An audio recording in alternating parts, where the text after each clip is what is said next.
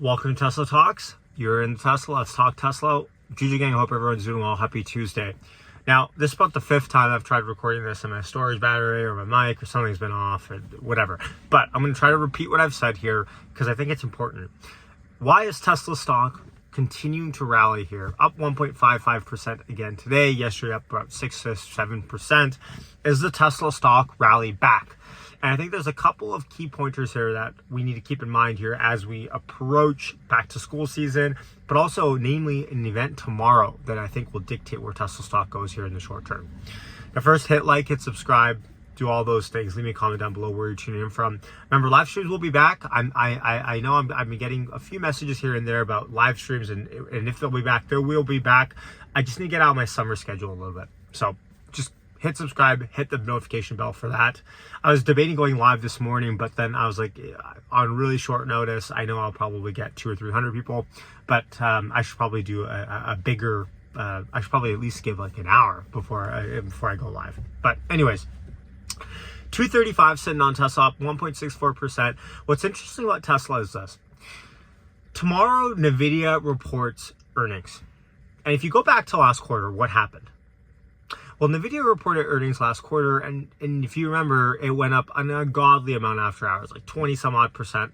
One of the highest mega cap moves that we've seen in recent history. Epic move.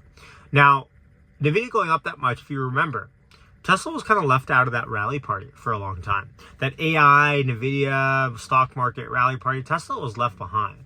But what had happened was, trailing a week or two post that, when money was made in Nvidia, a lot of profits were taken either from hedge funds, from traders, retail investors out of Nvidia. Where did that money go?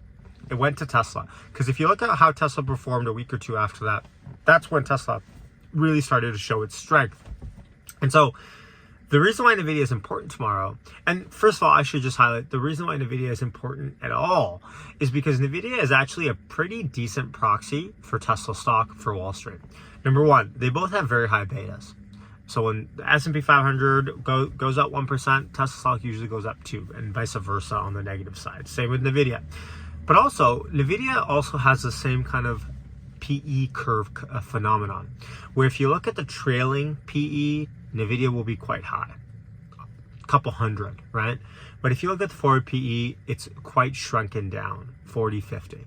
And Tesla has the exact same phenomenon that Nvidia has. So when you look at both of those stocks at kind of that PE curve, I call it, they follow quite similarly. The street prices them in quite similarly.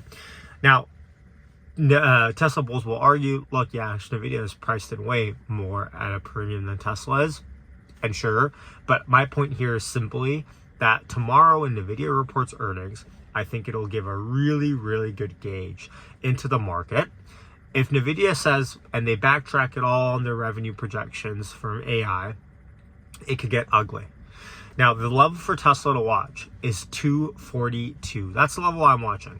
Closing above 242 would bring us back on the bull trend on a daily. If you recall, when we had come down past 275 or something like that, I had tweeted, and I said, by the way, follow me on Twitter if you, or on X if you want, at Hey It's Yashu.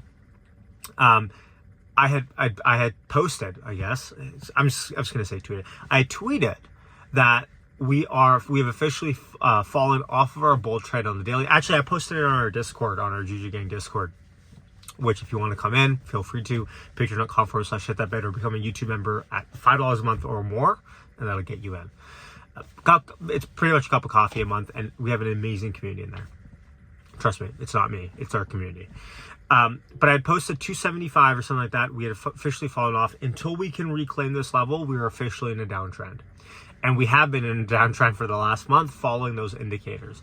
Now, the same indicators are telling me 241, 242 really, closing above on the daily would bring us back on our bull trend. Now, that's our super trend indicator on trading view. So keep that in mind.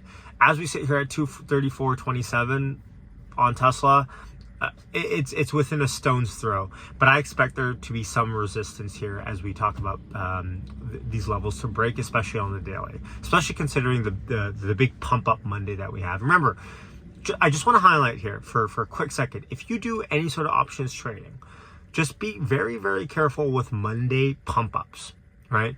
Monday pump ups are notorious. Market makers will lure on low volume retail investors to come in and buy options premium off of them at elevated levels by rallying stocks more than they should be rallying, and then only go to drain the premium out for the rest of the week. If that was Latin to you, forget about it, don't worry. But if you know, you know. So, Nvidia tomorrow, of course, that's going to be big news. Jackson Hole also coming up. Look, folks, here's my two thoughts on the Federal Reserve, Jerome Powell, and the Jackson Hole. It doesn't matter. It really doesn't matter. We are approaching the end of the relevancy of the Fed on the upside hikes. We're at a point now where apathy is kicked in with hikes. People don't care to hear about another hike. They're done. They're not even mad about it. It's just pure apathy. But here is the good news. We are pretty much at the end of the hiking cycle. I know, boy cried wolf. We've said this a million times. But you're telling me they're going to raise interest rates another 1% from here? No. So as we sit here and we talk, the only thing that really matters are employment numbers, seeing any sort of weakness or strength in there, and then of course inflation. So at the end of the day, Jackson Hole doesn't matter. The same stuff is said almost every single year. And remember, Jackson Hole is also notorious to be this big event, and the news cycles will come and blah, blah, blah. But at the end of the day, this market, I think, than any other year, this market is listening even less, I think, to Jackson Hole and what Jerome Powell has to say. You're not going to see a bunch of videos posted on YouTube deciphering what the Federal Reserve Chairman has to say this time around, because what he has done has pretty much spoken for itself. And kudos to him for that, I guess. So, as we sit here, brief kind of summary here.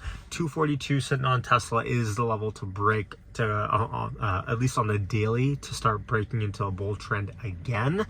Nvidia earnings tomorrow is going to play a big portion into where Tesla goes from the future here. And then last but not least, remember, it's the dog days of summer. Labor Day is around the corner. The toots are almost back from Wall Street, back on Wall Street from the Hamptons.